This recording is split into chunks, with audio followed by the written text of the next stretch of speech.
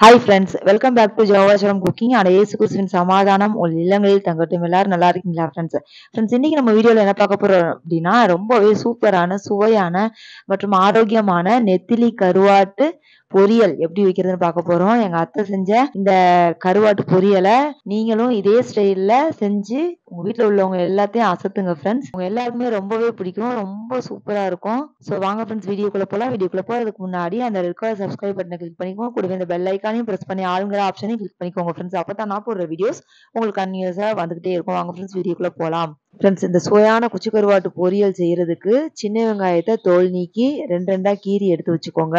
2 தக்காளியை பொடியா கட் பண்ணி எடுத்து வச்சுக்கோங்க. குச்சி கருவாடு 200 கிராம் நல்லா கிளீன் பண்ணி எடுத்து வச்சுக்கோங்க.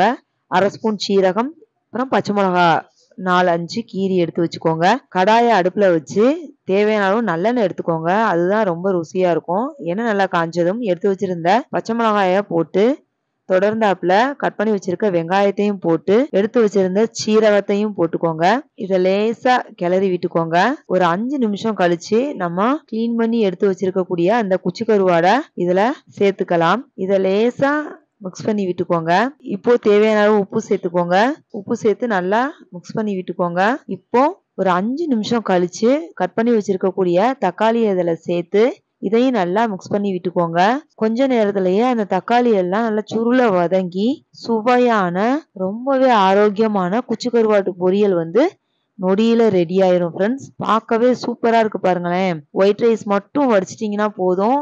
அது கூட இந்த கருவாட்டு பொரியலை வச்சு அப்படி பிசைஞ்சு சாப்பிடலாம். ஒயிட் ரைஸ் கூட சாப்பிட பிடிக்கல அப்படிங்கிறவங்க கூட கொஞ்சம் ரசம் வச்சிட்டிங்கன்னா வேலை ரொம்ப எளிமையா முடிஞ்சிடும். இதை விட ரொம்ப சூப்பரா இருக்கும் பழைய சாதத்துக்கு இந்த கருவாட்டு பொரியல் அது சும்மா அடிச்சு தூள் கிளப்பும். பட்டைய கிளப்புற காம்பினேஷன் பழைய சோறும் குச்சி கருவாடும். ஸோ ஃப்ரெண்ட்ஸ் இந்த வீடியோவை பார்த்ததோட மட்டும் விட்டுறாதீங்க. கண்டிப்பா இதே ஸ்டைல்லயேவும் இந்த குச்சி கருவாட்டு பொரியலை செஞ்சு பார்த்துட்டு மறக்காம உங்க கமெண்ட்டை பத்தி விடுங்க. ஓகே ஃப்ரெண்ட்ஸ், இந்த வீடியோ பிடிச்சிருந்துச்சுன்னா லைக் பண்ணுங்க, ஷேர் பண்ணுங்க, கமெண்ட் பண்ணுங்க. மறக்காம நம்ம ஜவாச்சலம் குக்கிங் சேனலுக்கு சப்ஸ்கிரைப் பண்ணிருங்க ஃப்ரெண்ட்ஸ். என்னோட கோலம் வீடியோஸ் நீங்க பார்க்கணும்னா ரங்கோலி பேசிஸ்ல பிரான்ஸ் சேனலோட லிங்க் நான் டிஸ்கிரிப்ஷன் பாக்ஸ்ல கொடுத்துருக்கேன். அந்த சேனலுக்கும் உங்களோட பேராதரவை தாங்க ஃப்ரெண்ட்ஸ். மீண்டும் ஒரு அருமையான வீடியோல உங்களை சந்திக்கிறேன். இது வரைக்கும் பாய்.